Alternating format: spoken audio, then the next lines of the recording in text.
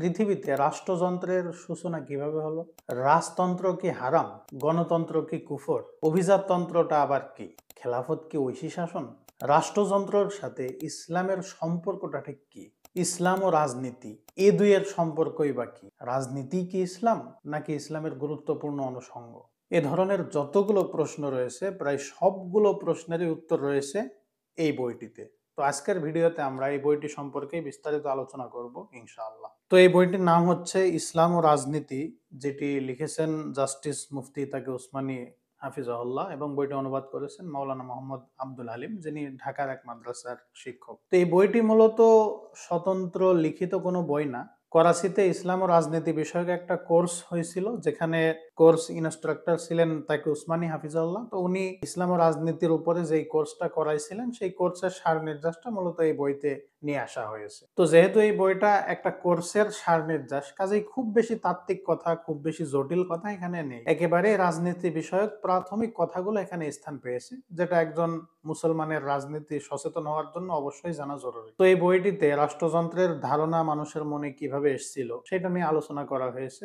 এরপরে পৃথিবীতে যত ধরনের রাজনীতি চালু আছে, যত ধরনের শাসন ব্যবস্থা কায়েম আছে, সেগুলোর সংক্ষিপ্ত পরিচিতি তিনি এখানে তুলে ধরেছেন। যেমন এখানে তিনি আলোচনা করেছেন রাজতন্ত্র সম্পর্কে। পৃথিবীর অনেক মানুষ মনে করে যে রাজতন্ত্র হারাম। তো তিনি রাজতন্ত্রের পরিচয়, এরপরে রাজতন্ত্রের ভালো দিক খারাপ দিক, দুইটা দিক নিয়ে তিনি পর্যালোচনা করেছেন। এরপরে আলোচনা করেছেন গণতন্ত্র সম্পর্কে। পৃথিবীর অনেক মানুষ গণতন্ত্রকে কুফর এবং শিরক মনে করে এবং গণতন্ত্রকে পরিপূর্ণ ইসলামের বিপক্ষে দাঁড় করায়। তো এই বিষয়ে তিনি আলোচনা করেছেন, এবং যেখান থেকে একজন মানুষ গণতন্ত্র কি আসলেই হারাম, গণতন্ত্রকে ইসলামাইজেশন করার কোনো সুযোগ আছে কিনা, এই বিষয়ে পরিপূর্ণভাবে জানতে পারবেন। এরপরে সেকুলারিজম নিয়ে আলোচনা করেছেন, সেকুলারিজমের উত্থান কিভাবে হলো, এরপর অভিজাততন্ত্র, এরকম অনেকগুলো বিষয় নিয়ে আলোচনা করেছেন।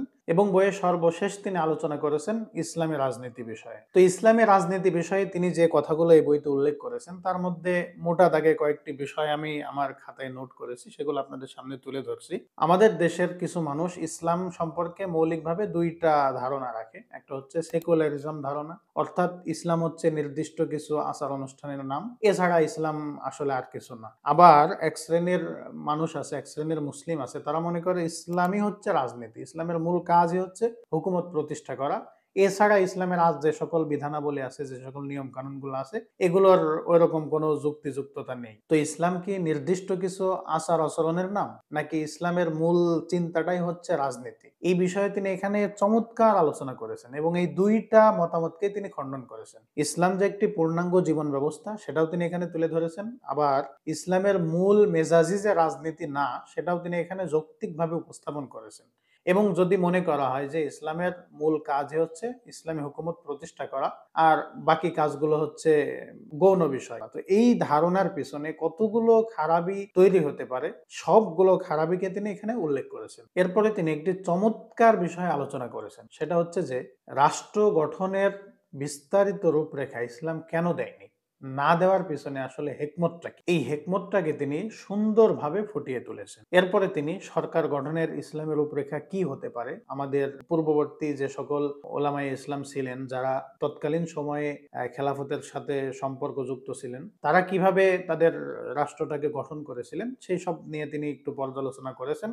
এবং বর্তমান সময়ের আলোকে একটা ইসলামী সরকার কেমন হওয়া উচিত, সেটাও তিনি বইতে উল্লেখ করেছেন। এরপরে তিনি এই বইতে আলোচনা করেছেন যে মুসলমানরা ইসলামী হুকুমত প্রতিষ্ঠা করবে, তো এই ইসলামী হুকুমত প্রতিষ্ঠা করার মূল লক্ষ্য কি হওয়া উচিত, সেই লক্ষ্য নিয়ে তিনি আলোচনা করেছেন। তো যখন মুসলমানরা তাদের লক্ষ্য ঠিক রেখে একটি ইসলামী সরকার গঠন করবে, তো সেই সরকারের অবশ্যই একজন প্রধান নির্বাচন করা জরুরি, যাকে ইসলামী পরিভাষায় আমিরুল মুমিনিন বলা হয়। তো সেই আমিরুল মুমিনিনের মধ্যে কি কি যোগ্যতা থাকা দরকার এবং কি কি যোগ্যতা না থাকলে একজন আমিরুল মুমিনিন হতে পারে না, সেই যোগ্যতাগুলো নিয়ে তিনি বিস্তারিত আলাপ আলোচনা এখানে উল্লেখ করেছেন। এরপরে আরো একটি চমৎকার বিষয়ে তিনি আলোচনা করেছেন যে একটি ইসলামী রাষ্ট্রে কয় ধরনের আইন প্রণয়ন হতে পারে, এবং এই আইন প্রণয়নের মৌলিক নীতিমালাগুলো কি কি হবে, এবং কি কি নীতিমালার আলোকে সব ধরনের আইন ইসলামী রাষ্ট্রে প্রণয়ন করা যাবে না, এই বিষয়ে তিনি একটি চমৎকার বিশ্লেষণ ধর্মী আলোচনা করেছেন। এরপরে এখানে উল্লেখ করেছেন যে একটি ইসলামী রাষ্ট্র যদি গঠন করা যায় তাহলে অন্যান্য আরো রাষ্ট্রগুলোর সঙ্গে তার বিভিন্ন ধরনের চুক্তি করা প্রয়োজন, বিভিন্ন ধরনের সম্পর্ক তৈরি করা প্রয়োজন। তো একটি ইসলামী সরকার বা একটি ইসলামী রাষ্ট্র আরেকটি কাফের সরকার বা কাফের রাষ্ট্রের সঙ্গে কি কি ধরনের সম্পর্ক তৈরি করতে পারে, কি কি ধরনের চুক্তি তৈরি করতে পারে এবং এই সম্পর্ক বা চুক্তির ক্ষেত্রে নীতিমালাটা কি হবে এবং কি কি সম্পর্ক তৈরি করা যাবে না, কি কি বিষয়ে চুক্তি করা যাবে না,